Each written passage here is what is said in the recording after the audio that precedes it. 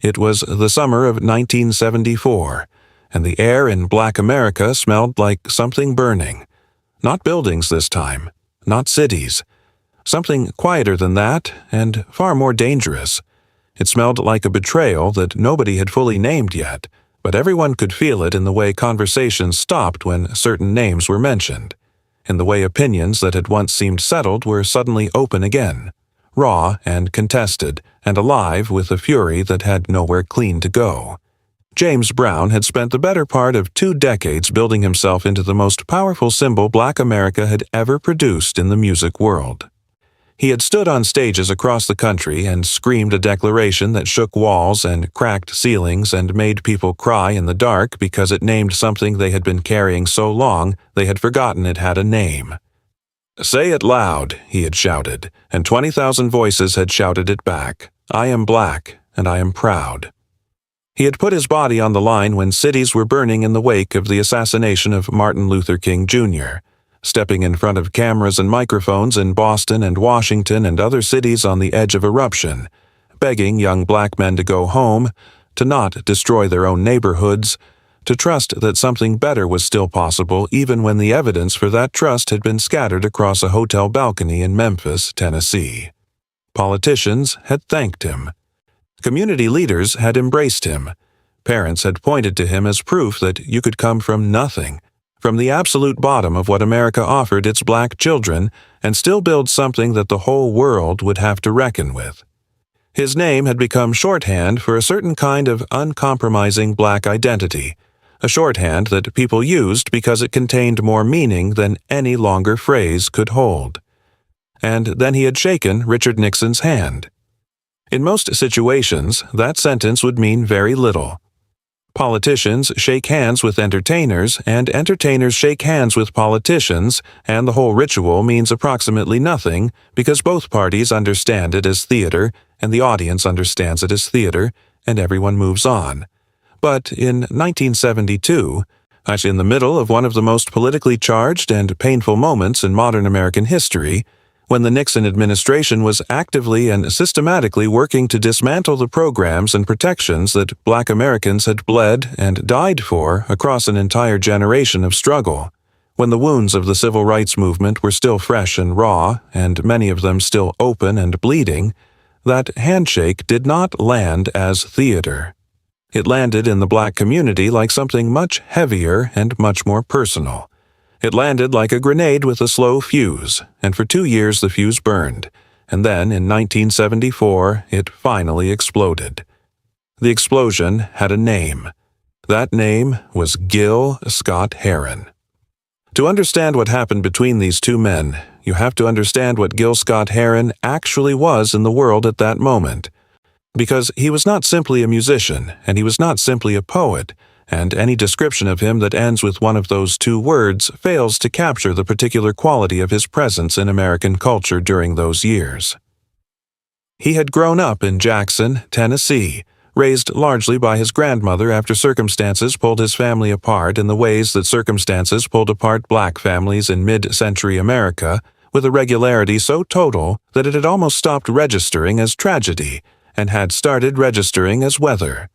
He had read constantly and widely, and with the fierce hunger of someone who understood early that the life of the mind was not a luxury, but a survival tool. He had moved to New York and absorbed the energy of Harlem and the language of the streets and the formal discipline of academic study, and had somehow compressed all of it into a voice that was unlike anything that had existed before him. He had published his first novel at 19 years old. He had released an album called Small Talk at 125th, and Lenox that felt less like music and more like testimony, less like entertainment and more like evidence. His most famous piece, The Revolution Will Not Be Televised, had become an anthem not because it was catchy but because it was accurate, because it described with a precision that felt almost uncomfortable the way that American media had developed a specific talent for turning Black suffering into content, for taking the most serious crises facing the Black community and running them through the machinery of entertainment until they came out the other side as something that could be watched and then changed by the click of a remote control. The revolution, Gil Scott-Heron had said, will not be televised. which meant the revolution is real, it is physical, it is happening in the actual world of actual bodies, and no television set can show you the thing itself, only its shadow, only its reflection, only the version of it that has already been processed and edited and made safe enough to broadcast into living rooms. Gil Scott-Heron was the conscience of a generation, and he kept that conscience sharp the way a surgeon keeps a blade sharp, because a dull conscience, like a dull blade, does more damage than a clean one. So when James Brown appeared in public statements supporting the re-election campaign of Richard Nixon in 1972, Gil Scott-Heron did not look away. He did not stay quiet. He did not decide that artists ought to stay out of politics, or that criticizing another black man in public was somehow a violation of community solidarity, or that the complicated circumstances of the endorsement deserved a more measured response than the one it was going to get. He aimed his pen at James Brown the way he had always aimed it at the things he believed needed to be said clearly and without ornament, and he fired. The critique that Gil Scott-Heron leveled was not a gentle one. It was not a measured essay full of qualifications and generous readings of ambiguous intentions. It was a demolition, delivered with the cold, an almost clinical precision of someone who had spent years training himself to say the exact thing that everyone else was circling around and not quite landing on. The argument itself was not complicated. It was actually extremely simple, and it was the simplicity that made it devastating, because simple, accurate things cannot be argued with, only felt. The argument was this: James Brown had spent his entire public life building an identity that was inseparable from a specific kind of uncompromising black pride. He had made that identity the foundation of everything, the source code of his entire cultural authority. Without it, he was just a very good dancer with extraordinary work ethic. With it, he was something else entirely, something that a generation of black Americans had invested enormous emotional energy in, had used as evidence for things they needed to believe about themselves and their world. And then, at the moment when that identity was most tested, at the moment when the most important political question in black America was whether you stood with the forces that were trying to extend and protect the gains of the civil rights movement, or with the forces that were trying to roll them back, James Brown had stood in the wrong place. He had lent his name and his face and the enormous weight of his cultural authority to a man who represented the wrong answer to that question. In the world that Gil Scott-Heron inhabited and described, there was a word for that. Several words, actually, and he used them. The accusation spread through the black intellectual community the way fire moves through dry grass in August, and fast and total and leaving very little standing.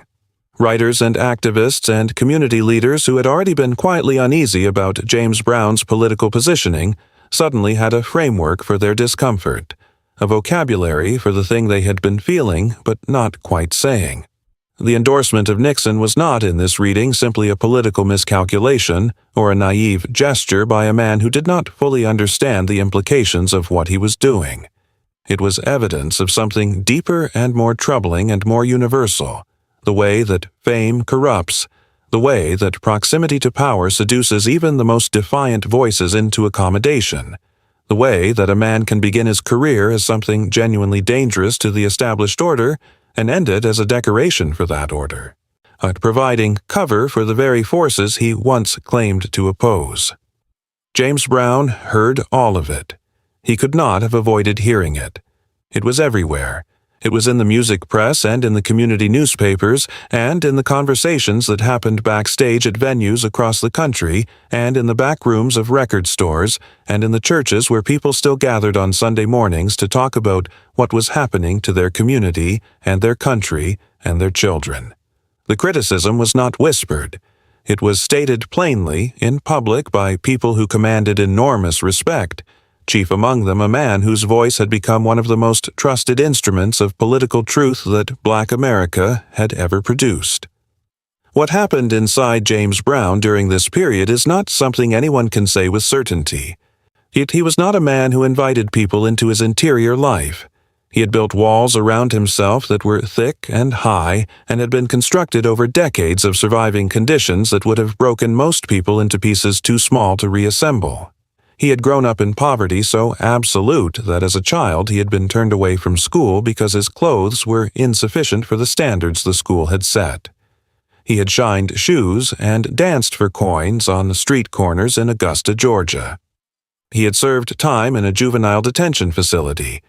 He had taken all of that and turned it into an empire through nothing more complicated and nothing less extraordinary than a ferocious and apparently limitless will to become something the world could not ignore. He did not explain himself. He did not apologize. He did not, yes, as far as anyone who knew him could tell, flinch. But something was happening. Something was shifting in him or around him or both at once. Those who knew him well enough to watch closely reported a different quality to the intensity he brought to his work during those months. The rehearsals, always conducted with a discipline that most professional musicians found almost military in its demands, became something beyond what they had been. He was working on something that seemed to go deeper than the ordinary work of preparing a performance. Or maybe he was working through something. For James Brown, those two activities had always been difficult to separate. The political context around him was not simplifying. The Watergate scandal was beginning to pull apart the Nixon administration with the slow, grinding inevitability of something structural giving way after years of hidden stress. The man whose hand James Brown had shaken, whose campaign he had publicly endorsed, was being revealed to the entire country as someone who had treated the institutions of American democracy as instruments of personal power, to be used and discarded and lied about without apparent limit or shame. For James Brown's critics, this was not just confirmation. It was a kind of historical verdict, delivered by events themselves on the choice he had made. There is a particular kind of pressure that comes from being accused of betraying the people who love you. It is different in kind from ordinary criticism, different in the way it lands and the way it stays. Ordinary criticism says you made a mistake. This kind of accusation says something about who you are, about what you actually value when the calculation gets difficult, about where your loyalty really lives when everything else is stripped away and you are left with just the choice and what it reveals. James Brown had spent his entire life being defined by other people's expectations and then refusing to be contained by them. He had been told what black music was supposed to sound like, and he had invented something that did not fit any existing category. He had been told how black artists were supposed to behave in the presence of white power, and he had built an enterprise that operated on his own terms. And now the community that had watched him do all of that was asking a question he had never faced quite this directly. Whose side are you really on when it costs you something to say? He walked into the studio. This is the moment that every telling of this story eventually arrives at, and it is the moment that is hardest to describe adequately, because describing it requires understanding something about the relationship between James Brown and the act of making music that resists translation into ordinary language. For most artists, the studio is a workspace, a professional environment where craft is applied and product is created and the work gets done. For James Brown, it was something that contained all of those things and also contained something else entirely, something closer to a place where the unresolved parts of his experience went to find their form. He had said in various ways across many years of interviews that he did not fully understand what he believed about something until he had tried to play it. The music was not an expression of his pre-existing thoughts. The music was where his thoughts became real, where they took shape, where they revealed themselves to him as they were revealing themselves to everyone else who would eventually hear them. The sessions that followed were not announced or explained. James Brown did not call a press conference about what he was recording or why. He did not grant interviews about his emotional state or his creative intentions or his response to the people who had been questioning his integrity. He worked. The band was called. The instruments were tuned and checked. The rehearsal began and then became a recording, and then became something that the people in the room during those weeks still talk about with an intensity that suggests they understood, even then. That they were inside a moment that would be difficult to explain afterward. The musicians who played with James Brown during this period were accustomed to a level of intensity that most professional musicians would have found unsustainable. He had always demanded more from his band than was conventionally considered reasonable to demand. He had an elaborate system of fines for musicians who hit wrong notes or missed cues during live performances, a system that outside observers often described as almost absurdly strict and that his musicians tolerated, and in many cases embraced, because they understood at some level that the strictness and the greatness were not separable. James Brown did not believe in the concept of good enough. He believed in the specific note, played at the specific moment, and with the specific weight and feeling that the music required. Anything less was a form of dishonesty, a failure to give the music everything it was owed. What was happening in the studio during those sessions had the quality of all of that and also something additional, something that came from a source outside the usual demands of craft. The pressure was not simply the pressure of perfectionism, the drive to make the thing as good as it could be made. It was the pressure of a man who was trying to make something that would function as an answer to a question that had been asked about who he was and what he stood for, and whether those two things were actually the same, or whether they had, at some crucial moment, come apart. He was not writing lyrics that named his critics.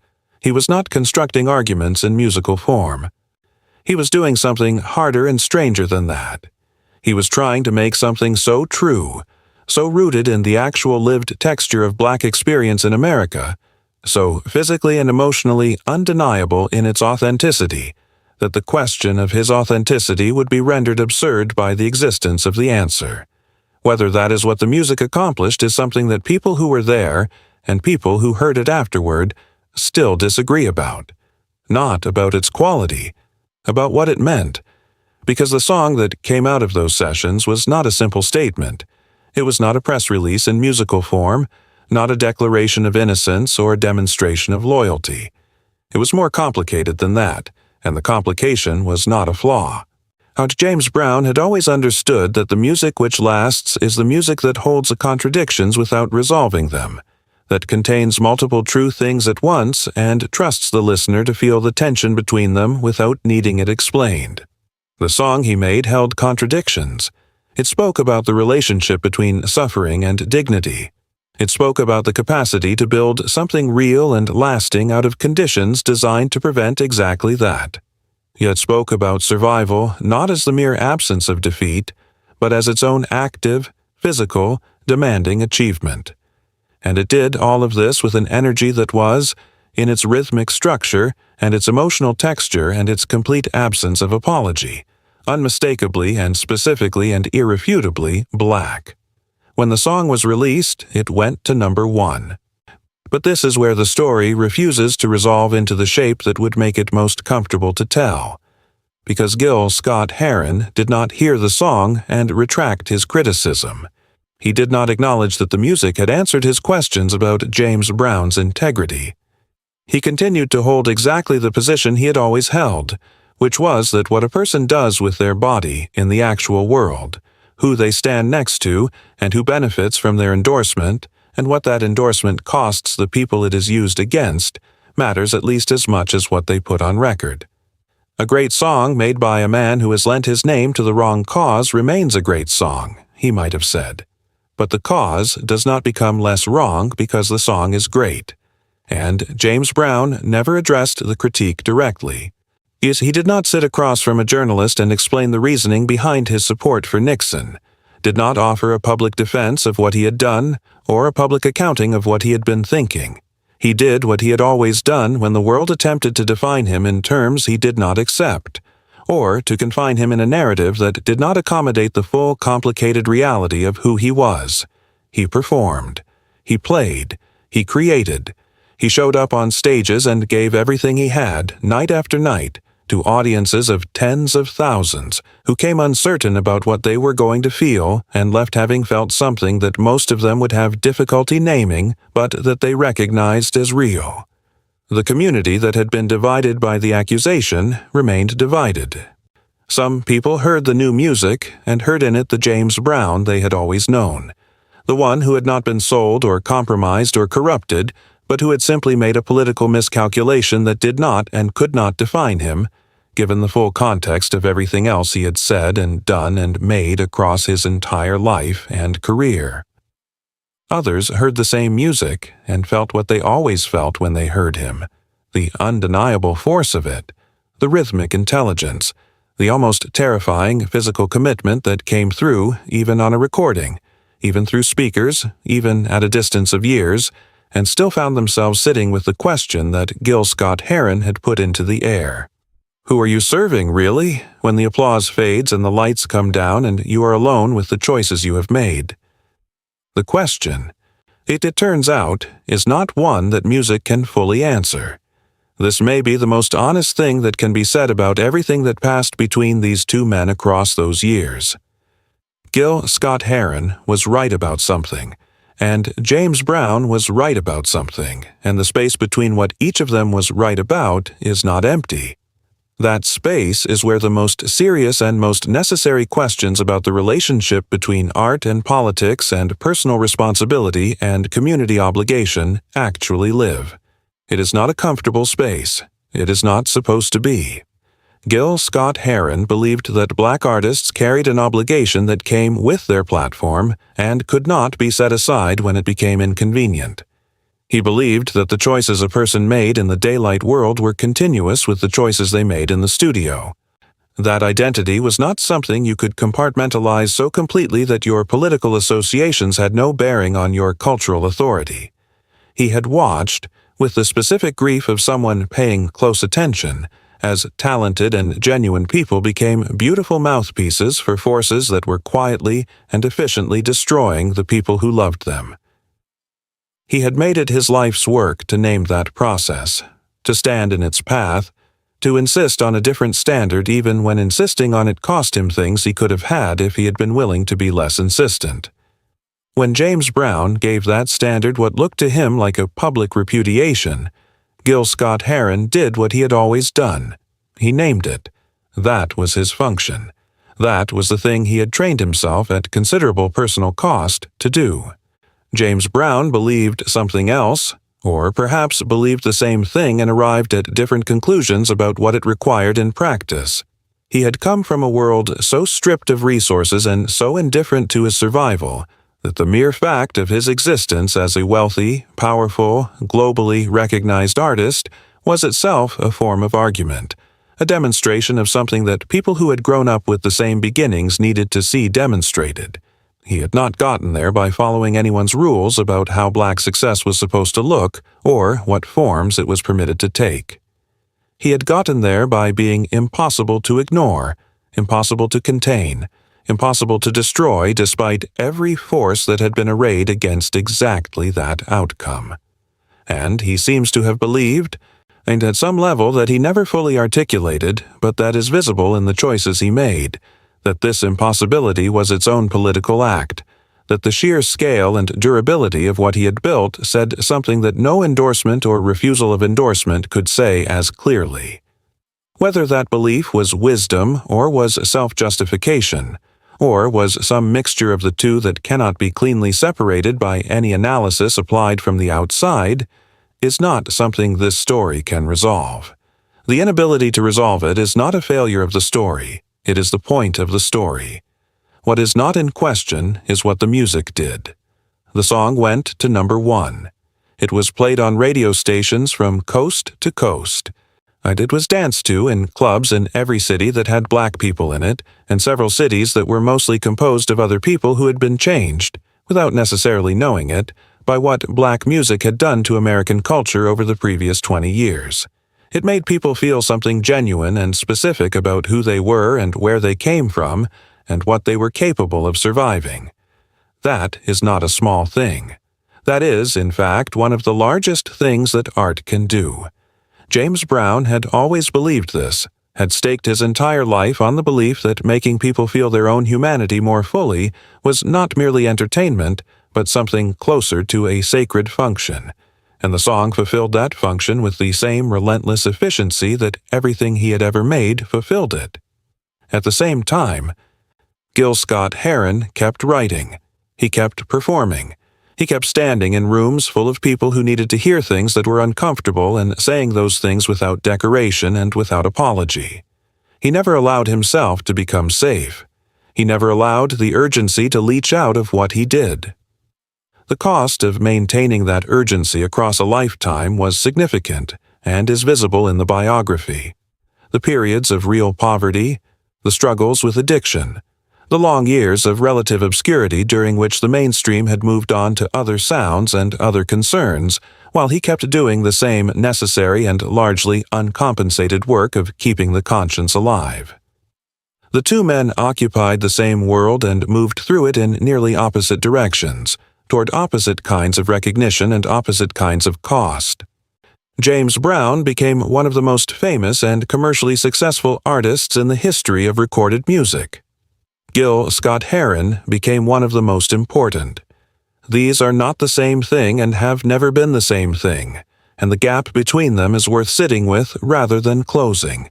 Years after everything, after both careers had accumulated their peaks and their valleys and their various forms of reckoning, after James Brown had survived arrests and a prison sentence and personal tragedies and the ongoing physical demands of a performance style that seemed almost deliberately designed to destroy the body of the person performing it, after he had kept going and kept performing and kept finding audiences who needed exactly what he was offering, and after Gil Scott-Heron had continued writing and suffering and ultimately died in New York City in 2011, leaving behind a body of work that was still being fully understood at the time of his death, and is still being fully understood now, people were still having the same argument.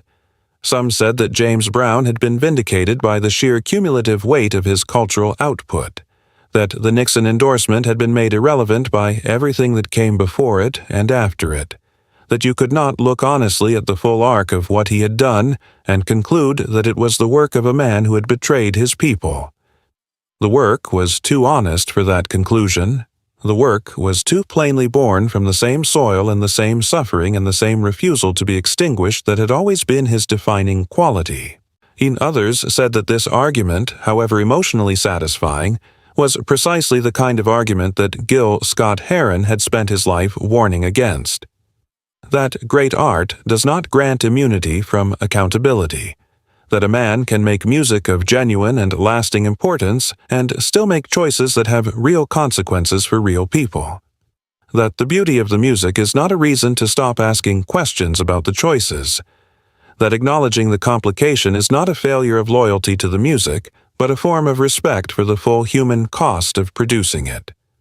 The song went to number 1. That is a fact that does not change depending on how you feel about what preceded it or what it was made to do. What it proved, if it proved anything at all beyond its own excellence, remains genuinely contested, not in the abstract arena of critical discourse, but in the actual ongoing internal negotiation that every person who loves black music and takes seriously the relationship between art and freedom has to conduct inside themselves, between the part that needs beauty and the part that demands accountability, and the question of what happens when those two needs are pulling in different directions at the same time. James Brown stood on stages for decades after that summer, and gave everything he had every single night without apparent reservation.